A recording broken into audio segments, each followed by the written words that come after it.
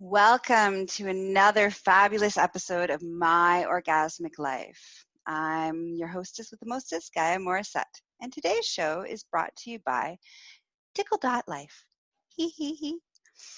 All right, so we're going to talk about, I quit smoking. It's, yay me. And part of, over the next couple weeks, I learned a lot of things about behavior and thoughts and our, deep understanding of the human brain. And I already had a pretty good understanding of the human brain, but in this journey of me quitting smoking, it made me understand it in a different way and in a deeper way, and in a way in which how we need to cognitively deeply change our behaviors. So the next little while, we're going to go into the deep. We're going to go into the brave. We're going to be brave, and we're going to go into the brain, and we're going to go explore some stuff. My last show, I talked about how I used cocksucking as a way to help curb my smoking. Today, I want to talk about how, in order for us to change any kind of behavior, addiction. First of all, let's break that down so that we're all on the same page. So when we talk about addiction, there's usually a couple different key ingredients to addiction. So we have the physical aspect of addiction, where our bodies are addicted to a substance. Then we have the cognitive side of things, where we are playing out behaviors based on because it serves us in some capacity. So we have the mind, we have the body, and then we have the energetic, hooked into the addiction. So those are like the three major aspects of addiction. Now, addiction can be anything from like smoking, food, sugar. Sugar is a really big addiction, actually. Then we have things that are chemical based.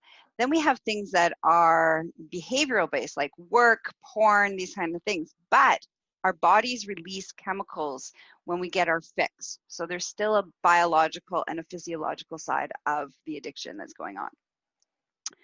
So today I want to talk about when we want to make any kind of behavioral changes, it first starts with our minds. It first starts in our brain, of our mindset. And so for me, around smoking, what I needed to ask myself was the question of, well, why do I smoke? And what came to me was, well, it makes me look cool. I was like, that's interesting. Meanwhile, from a societal standpoint, smoking isn't cool anymore. I mean, at once upon a time was, everybody smoked. That was the thing to do. There was, a bunch of stuff around that. But in our society nowadays, smoking isn't actually cool. It's quite frowned upon, and there's a lot of judgment around it. So I was like, oh, that's really interesting. Well, why did I think it was cool? Why did I need to think it was cool? Because like I asked, like I said in my last podcast, I had talked to all the people in my life, and I'm like, do you think I'm cool? And people are like, yeah, fuck yeah, you're totally cool. You're like one of the coolest people I know. And I asked them, well, what makes me cool? And they told me all sorts of things. Not one person said you're cool because you're smoking. I was like, oh, that's really interesting. So my perception of smoking is that I thought it was cool. Yet society says it's no longer cool. And the people around me who think I'm super cool don't think the one thing that they did not say that made me cool was my smoking. So I was like, oh, okay. So maybe I can let go of that. Let's look at that. So then I asked myself the next question. And this was the question that led me down the rabbit hole of deeply changing my belief systems, which and all this happened, by the way, before I actually attempted. I hadn't even attempted to quit not smoking anymore.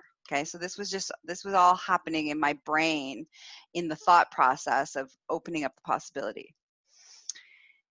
And before that, I smoked for 33 years. Never once in that 33 years did I think, oh, maybe it's time to quit smoking. I liked smoking. I was good at smoking. I was okay with smoking.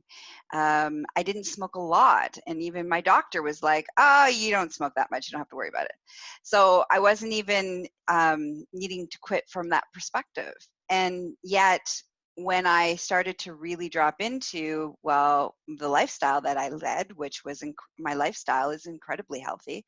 I eat healthy, I sleep well, I work out on a daily basis. I'm training for open swim marathons, so I'm like heavy physical training. Like everything about I'm all about my emotional well-being and my spiritual well-being and all these things. I'm this not health nut. I am very health aware and health conscious and wellness consciousness. And yet smoking was not in line with that. So that's why I started the process of talking about quitting, was because thinking about it was because I'm like, smoking's not really in line with where I'm moving in the world. And even though it wasn't in line, I still wasn't going to, I've known it wasn't in line for the last couple of years, but yet no part of me was ready to quit. So then I asked myself, well, why do I smoke? What came to me is because it makes you cool. So then I asked myself, well, does it really make me cool? And my brain was like, yes, it makes you cool. So then I was like, I don't really think that that's true, but I'm going to go find out. So I started, like I said, I asked everybody around me. I'm like, hey, do you think I'm cool? And people are like, yeah. And I said, why? And they're like, because of your job, because how open you are, how free you are, how, you love life, it's all about pleasure, all of these things. Like you're funny, you're smart, you're the other things, all these other things. Not once did they mention smoking. So I was like, oh, okay, so maybe that's not a true statement. So then I asked myself the question, why did I start smoking in the first place? And this was not easy because it brought up a whole bunch of stuff that I wasn't even aware that I was carrying with me. I wasn't even aware that I was dealing with this stuff, which is the fascinating thing about behaviors, is that most of our behaviors that don't serve us at one time served us. Like why we started them in the first place, it served a purpose in that moment. And once we can figure out what that purpose is, we can basically hack it. We can change it. We can change it because we now know the reason why. So here's the big reveal. I started to smoke when I was 12 because I had all this trauma that I didn't remember, satanic ritual abuse trauma, sexual abuse trauma, and it was starting to come up to the surface, and I felt suicidal and all these things. And at the time, I was hanging out with all the high performance kids, the kids that had, they played sports and they had straight A's and they had all this extracurriculars and they were musicians and they were like high performance kids. And I was a high performance kid. I was super smart.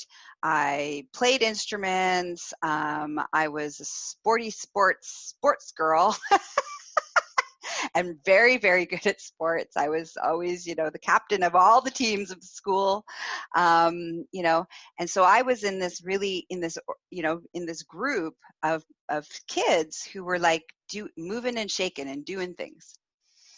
But internally, I didn't feel any of those things. I had all this trauma. I had all this fucked upness. I was suicidal. I hated my life. I hated who I was. I looked in the mirror and I wanted to die, all this stuff. And I didn't know why at that time because I hadn't had my memories at that point. So I didn't know what it was about. But I just knew that the high performance kids would see me, would really see what was going on under the surface. And I couldn't allow them to see what was going on under the surface. So instead, I went and found the kids who were smoking in the smoking section. And a lot of those kids were problematic kids. They came from broken homes and abuse and trauma and horrendous things. And, they're into drugs, into partying, and into all these things. And what I found was, by hanging out with those kids, no one was going to see how fucked up and broken internally I was. Because internally, I may have been just where they were at, but externally I didn't, and none of those things looked like that. So I didn't have to look at it. I could hide. And I didn't have to feel, when I was hanging out with the high performance kids, I was always feeling like they're going to find out. So I never could relax. I could never be who I really wanted to be, because who I really wanted to be was really broken back then. And I couldn't allow them to see me like that. So it was a lot of stress hanging out with the performance kids, a lot of anxiety, a lot of stress, a lot of things. And when I switched over to hanging out with the smoking kids, there was none. It was easy. I could hide with ease. No one bothered. Everybody was just trying to survive. So no one was worrying about what I was doing or what I wasn't doing, what I was saying or what I wasn't saying. So once I figured out that piece of the puzzle, I was like, oh, so I need to go really look into that place and do some reparenting and cognitive, and use my flush method that I developed with, mastery of the inner child sanctuary and mastery of the subconscious brain, and having dialogue and finding out what was going on. And so, I used my tools, these amazing advanced inner child subconscious mastery tools that I've developed. And so I leaned in there and I went into my subconscious and I'm like, so what's going on? And what I found was some really cool stuff. One, I had like they're represented as two teenage parts. And those teenage parts was like, one was the teenager that was hiding, and all of these things were coming up. And the other part was this teenage part that was in charge of all the rules, making sure that I didn't break too many rules, that I stayed on the straight and narrow, that I didn't go off the rails too much. And so there was these, two aspects of my personality that I had suppressed with smoking. So I spent a week, 2 weeks, about a week and a half on reparenting and doing all the pieces, leaning in, looking at all the stuff, getting rid of the shit that doesn't serve me, adding some new components like, well, what if we had not, what if we had never started smoking and created, some new stories, new possibilities, and allowed myself to play out those possibilities. And what ended up happening is, once I've changed the cognitive part of it, the behavior changed without me actually ready to change it, actually. It was quite fascinating. So I did all this work, reparenting, both teenage parts, the goody two-shoes, taught her how she could break some rules a little bit, and the part of me that was, kind of a mess, just, do all the cognitive healing work that, that teenage part aspect of me that needed to be heard and seen and all that kind of stuff. And so after we did all that work, I went to have a smoke. And I had this like great plan. Like I had this wonderful plan. I was going to like wean myself off of the smoking. It was going to be like a 6-week plan. It was going to be easy. It was going to be like this beautiful, easy detox thing that was going to be super easy for me to do. Only that's not actually what happened. So what ends up happening? So I did all the healing, and then my subconscious, okay, we're not smoking. We don't need to smoke anymore. Now that we've healed that, we don't need to smoke. And so I went to go have a smoke, and I felt nauseous. And then, I went to have another smoke. It was like one day, all day long, every time I would try to go have a smoke, I'd feel nauseous and almost vomit and have to put the smoke out. And it was like all day like that. The next morning, I thought about lighting up and I almost vomited. I'm like, oh, And so then I went into the sanctuary, back into my inner sanctuary, into the subconscious mind, the gateway to the subconscious mind. And I'm like, what's going on? And my subconscious brain was like, you're done smoking. You're no longer a smoker. You don't need to smoke. We've already healed why you started to smoke. So therefore you don't need to heal. You don't need to smoke anymore. So you're done. And on a conscious level, I was like, yeah, but I had a plan. I totally had a plan. Why are you ruining my plan? And so that's how powerful. So that was, it didn't matter that I had a plan. My subconscious had already cleared out and healed the stuff that made me want to smoke in the first place. And the part of it was being cool, but part of it was hanging out with the cool kids, but part of it was basically not hanging out with the high performance kids. And the high performance kids, because they could see the truth of how fucked up I was at that time. So once I did all that work, my brain and my body were like, nope, you're done. And it was fascinating because I was done. Like I couldn't smoke anymore. And that was like 24 days ago. I had one conscious smoke because I whined for about 2 days, but I wasn't ready. And then I had my one conscious smoke of saying goodbye, consciously uncoupling from, tobacco, and changing my relationship from, this addiction to the sacredness of tobacco, which I'll talk about on another podcast, of the sacred medicine that tobacco is from a spiritual side of things. Anyway, so I had my one last conscious cigarette the whole time, almost vomiting. And it was my body, my brain, everything was like, you're done. Why are you doing this? It tastes gross. It's disgusting. And since then, I haven't smoked. Now, I've wanted to smoke. I've had lots of cravings to smoke. I had a lot of behavioral things and habitual things that I had to work on changing. And I've gotten most of them. There's just a couple left in things. And, our next podcast, I'll talk about, what are some of the behavioral changes and the habitual changes that I needed to do, so that, I changed my smoking behaviors and what the core reason of why. But it was fascinating. Like once my brain healed, then it was done. And then it became easy. I wouldn't say it was easy. I was quite emotionally bitchy and very itchy, and the detoxing wasn't very pleasant. And I'm still having a little bit of detoxing. Like I got a migraine yesterday and some weird, hacking up stuff in my lungs in the morning as my body's like recalibrating to not having nicotine and not smoking. But the piece around that, I'm never actually worried. I'm actually not worried that I'm going to start smoking again, because there's no reason for me to smoke. The reason that I smoke no longer exists. The reason that I wanted to smoke in the first place no longer exists, because I've healed it. And so if we take this out of from the confines of how does this affect you if you're not a smoker and you're not planning on quitting smoking? Well, this works with everything. Everything that we have from a behavioral standpoint was created for a reason. Everything. There's a purpose. There's a reason. And things that are no longer serving us, the key before we start to actually pull it out of our system. And so this is the other thing. Here's a little side note about me. I don't do denial well.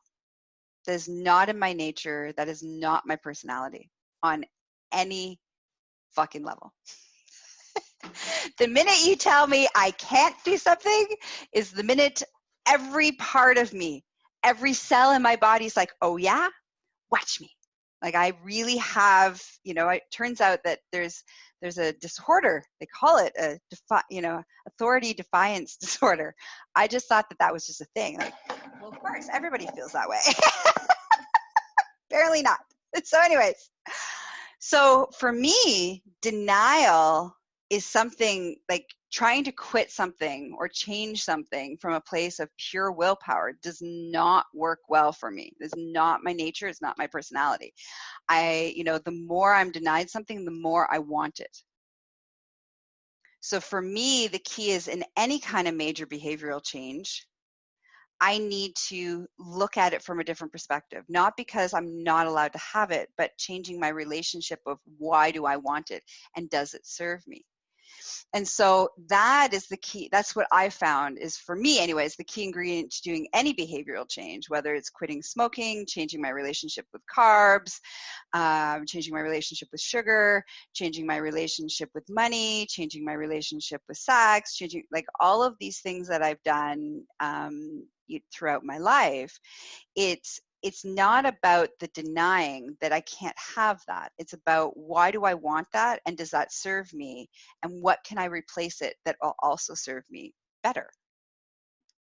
And so the key ingredient in that is figuring out what it is in the first place. So it doesn't matter what behavior we're talking about. If you want to change it because it doesn't serve you anymore, you need to figure out why. Why did you start it in the first place? What benefit does it serve you?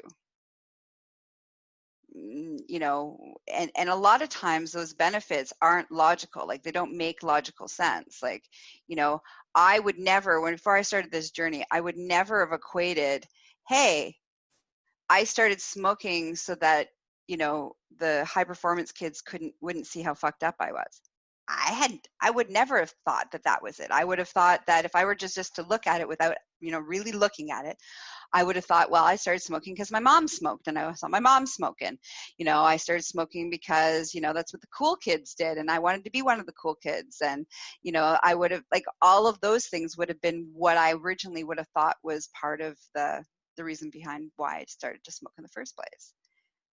And the funny thing is, even though the message was you need to still smoke for all these years so that you could stay cool, to be cool, the reality is that was what I told myself as my cover story. That was the cover story. That's the best way of putting it. That was the cover story. That was my cover story to myself of why I started smoking.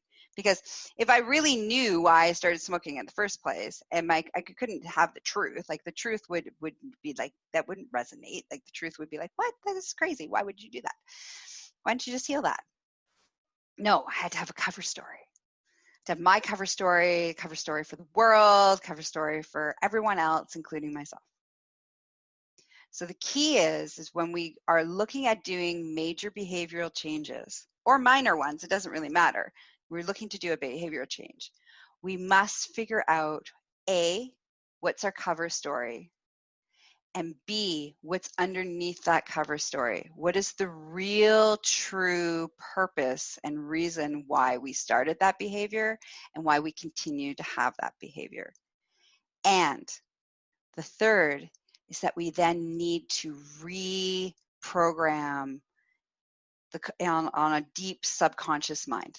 And there's many techniques. I have techniques that I've created and I've developed that work amazing. I call it the flesh method. There's, you know, hypnosis. There's so many different types of ways to get at your subconscious brain and understanding your subconscious brain and figuring out how to dialogue with your subconscious brain. So it doesn't matter what tool you use, whether you use my tools, somebody else's tools, something else, but you do need to get to, first you got to figure out what your cover story is. Second is you need to figure out the real reason why, which is underneath the cover story. The cover story is, you know, kind of the surface that we tell ourselves, that we accept, we tell the world. Then we have our real reason. You got to find out what the real reason is, and then you need to course correct in the subconscious mind to heal that. Once that is done, then the next step is to lean into actually stopping that behavior.